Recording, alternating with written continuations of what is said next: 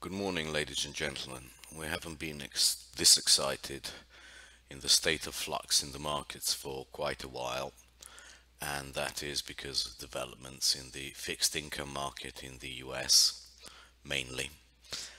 We have been looking for this retrace and test of the 0.382 for some time, as you know, but now it looks like it could develop into something even more exciting in the weeks ahead.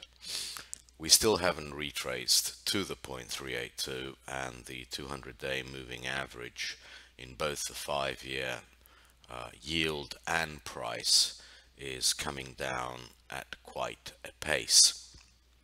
We got to within a few ticks of it last week, and that is mainly because why we took profits on the 10-year note, looking for better levels to reinstate. But it's now beginning to look like that the test will actually usher in, after a period of consolidation probably, a break to much lower levels. Not so much in the 5-year note as in more the 10-year note, and this is now a chart of the 10-year yield and the 10-year price. Certainly we think we see this 126.30 level at some stage fairly soon. The market is beginning to tell us that higher yields, i.e. positive yields, are not sustainable in the short term. So even if the Fed were to hike in June, we think that all that will cause is a significant flattening in the yield curve. The 7 to 10 year ETF, which is IEF, is also beginning to create a very interesting pattern, and we think that at some stage, if it does break through the 200-day moving average, it could go all the way back to 109, which would be a major move in the yield curve. Why do we think that? Well, primarily because of the pattern in the 30s. This is a weekly chart of the 30-year, and it is now quite likely that it will trade up towards the 160 area, basically giving up the entirety of the move that it had after the Trump election. This is the week of the Trump election. This is the consolidation since, and we are now breaking out of this consolidation. In the next month or two, we could easily see a retest of this 160 area, and actually the pattern is even clearer in TLT. It is for the first time, and before the 5-year and the 10-year do it, beginning to open up on the Bollinger Bands, while the 5-year and the 10-year note are still constricting in. This area becomes now the target. We're talking about 127.37, which was such an important level on the upside. Don't forget, we've left these levels up there for months now. So 127.37 looks like will be the target for the TLT, which would take the 30-year note up towards the 159 level at the very least, 159 to 160 level. That is going to be very significant flattening of the yield curve. And as you know, every time the yield curve flattens, the sector that gets it in the neck is XLF. So let us look out for this big move in bonds. We're talking about 7 points to the upside, and let's see what will happen to the equity markets as a result. European yields, and this is a weekly chart of the 2-year note, the SHATs, are fast asleep. They seem to have turned a corner and are now trading and opening up the Bollinger Bands for an eventual break to the upside in yield, i.e. less and less negative in the 2-year note. The very fact that the 2-year note is still around the -65 level indicates that there is no rush from the ECB to do very much, which is probably correct. The 5-year note is also beginning to go more and more negative. The rallies in the bubble are getting shallower and shallower. It is certainly getting ready, building a head of steam for a move back up to towards zero, while the Bund is completely asleep and very shallow. These moves to +50 are very well contained, so the market seems to be trading 50 to about 25, and that is about as fast and as boring as it gets.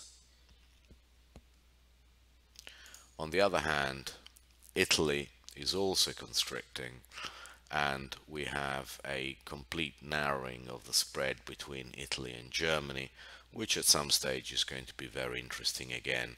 If yields were to fall to around 2%, we will be interested in having a look short Italy, long Germany again. We know what happens when US yields go down and European yields do very little. The DX gets it in the head, and this is precisely what happened last week. DX broke down and is now fast approaching the 96.50 level, which has been very, very pivotal for best part of 2 years. It's interesting that the DX has broken, but the 5-year note has not broken yet. The last time we were at these yields was here, so around 99, and the DX is now 2% lower. We think that the DX will now make a top with 99 as the upside and 96.50 as the downside for the next couple of weeks. If we have a bigger chart of DX, we will see that 96.50 is unlikely to be broken on a sustainable basis unless something major happens.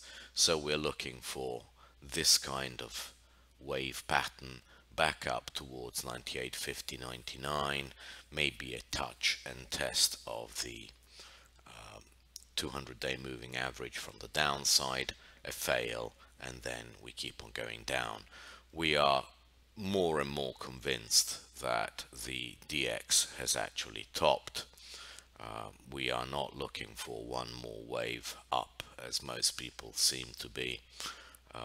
We just think that with the situation is as bad as it can possibly be for the DX, and we see absolutely no reason why rallies to 98.50 to 99 should not be sold heavily for tests of 96 and eventually 93.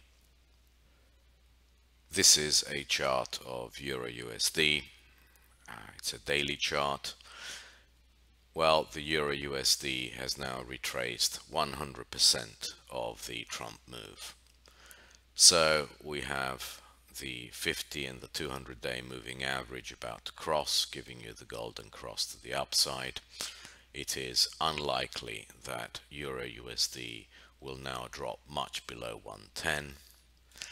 Anything in the 109s is a buy for eventual retest of the 114 to 116 area. seems that more and more obvious that US rates are trending down, while German rates are, if anything, stable to trending up. That differential is now working in favor of the euro, and since the euro has been sold so heavily for such a long time, we would not be surprised to see an eventual break up through 116 for levels around 118 to 120. The euro seems to definitely have turned a corner, unless it breaks the 108.30 level again, which we really don't see why it should at the moment. We think upside is the path of least resistance. Turning to equity markets, XLF is the absolute key to the market. A lot of people think that it's XLK. XLK is fundamentally all right. If you are going to invest in the States, you're not going to invest primarily in a manufacturing company because things might be a little bit better. That has been discounted by the market. You are going to invest in US technology because that is what the US does best. Microsoft, Amazon, Google, you name it, those are the companies that people who invest from outside of the US invest in. They don't look for the best paint manufacturer in the US because they couldn't care less. They can find those at home. So this is the driver of the whole of the ES market at the moment. This chart is basically a chart of the yield curve, the spread between very short-term rates and 5-year notes. As we all know, the banks borrow short and lend long, and this is basically an approximation of their future profitability. The only thing that is holding XLF up at the moment is hope of much lighter regulation for the banks, and basically that the banks have repriced to a higher level. Okay, well, they might have repriced, but that doesn't change their future profitability. Their future profitability is dictated by the yield curve. If the yield curve now starts flattening considerably, and it already has, and starts now moving back down to the areas that it was in July, we could see an almighty flush in XLF all the way back down towards the 21 area. If that happens, ES will give up at least 3 to 4% on sentiment and on fundamentals. So you will have a very interesting move in the XLF, which will bring down the whole of the equity market in the States. That something bad is brewing in the US equity market is being foretold by the spread between SPY and TLT, so the spread between basically equities and bonds. We have made a lower high for the first time since last summer, and we are now looking to retest this trend line which has held the market since basically the Trump victory. We repriced after Trump and we tried to go higher into the beginning of the year. We have failed. We tried to go again. We have failed. We are now probably going to break this trend line and come back down to the 200-day moving average. This would probably presage a move back down towards 2300, 2320 in the ES over the course of the next several weeks. Basically confirming that we are going to see a period of downside turbulence if it now starts breaking these levels, which we'll be looking at extremely closely, 1.87 0.75. We will put that in there, and we will actually put a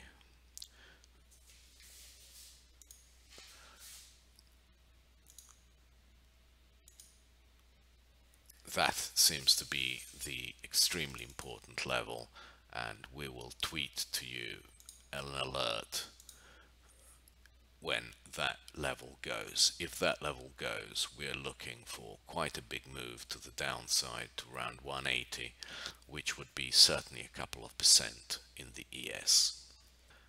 Another early indicator of trouble is HYG over TLT, HYG being junk. Well, if people are going to better credit, that means that they don't like equities as much, or they feel they're vulnerable. We could easily have now a break down to at least the 200-day moving average, if not better. This is where we repriced after Trump. If now we start breaking these levels, things don't look good. SPY FEU, i.e. US against Europe, including the Euro USD component, just keeps on trucking. This chart tells us that the States is going nowhere fast on the upside, and is therefore more likely to have downside breaks like the one we had on Wednesday, and the moving averages are now crossing. This might do that, but it's eventually heading to test the 6% level, indicating both that Euro USD are in trend and that the European equities are still to be favored over US equities on any move down in prices in Europe. They are a buy against the sell of US assets. And the final indicator saying that the US is in a little bit of trouble is EEM, i.e. emerging markets over SPY. Not even the Brazilian debacle last week managed to move that spread very much at all. If we look at where it is longer term, this chart goes back all the way to '08. That is basically telling you why. So now we have, if we just enlarge that and have a look at what happened, what happened here, what happened last week, we will see how little damage was actually caused to the market by Brazil. This is next to nothing. The moving averages are all turning upwards. It was a one-day wonder, and the market regained nearly all that it lost the next day. This to us tells us that this, unless it breaks these moving averages, so that is to be your stop, this market is much more likely to break on the upside than it is to break on the downside, and therefore US is the least favored market. Europe and emerging markets definitely seem to have much better technical positions and much more impulsion. Finally, if we look at a chart of ES or INX in isolation, you can see what we think is happening here. The move on Wednesday and Thursday could not really proceed anymore because of the Bollinger Bands. The Bollinger Bands are still tightening in. The market will probably trade sideways for 2 or 3 days. There won't be enough impetus to break above the 2395 to 2400 area, and then it'll do a swoon, having opened up the Bollinger Bands probably to 2320, 2340 to take out all the stops, while the emerging markets in Europe do very little, and that is what we forecast for the next couple of weeks for ES. If we look at the biases for next week, 5-year and 10-year note, we are very close to the retest of 0.382, and those are the most important levels for next week: 119.03 and 126.30 in the 10-year note. Can't really stress how important those levels are. If they make way, you will see a dramatic shift in the yield curve, and you should see a dramatic shift in the market allocation between equities and bonds. The move could be quite spectacular, quite quick. I think a lot of people will head for the exits at the same time. Bund and Bobble, still very little risk reward in being short of them at any level. You have to short them at really good levels, and that is something that we will leave alone for the time being. Commodities still doing very little of anything, and therefore, the question remains, what reflation? ES, same as for the past several weeks. We don't think they have anything left in the tank. They're much more likely to break down than break up, simply because we are probably in a fourth wave, and we have probably seen only the first leg of it, down to the 23.45 area. We still think that at some stage you will see a retest of 23.45, a break, take out all the stops, and then probably that will be it. But certainly we are nowhere near the completion of the whole wave. We're still favoring Q, because that is a fundamental sector to overweight, and the Russell 2000 is still very close to breaking this 1340 level on a closing basis, and 1333, which is only 7 ticks away, nothing, which would basically to us indicate that the likelihood of a big flush in US equities is here. The supercycle theme is out of expensive US stocks into cheaper emerging markets and European stocks. The only place that doesn't really apply to us in our mind is XLK. We think XLK is a very special sector, and that will actually be, we are convinced it will be triggered by XLF having a quick move to the downside as a result of a yield curve shift. European equities still a better buy. EM, very interesting that the Brazilian disaster last week did very little to dampen the price action EM. We think that that is very, very interesting and bullish for the long term. DX, well, we think DX is now in the range 99, 99.50 down to 96.50. Probably take quite a while, maybe the whole of the summer, before we still think the breakdown is the favored scenario. Short bobble in chats, long stocks.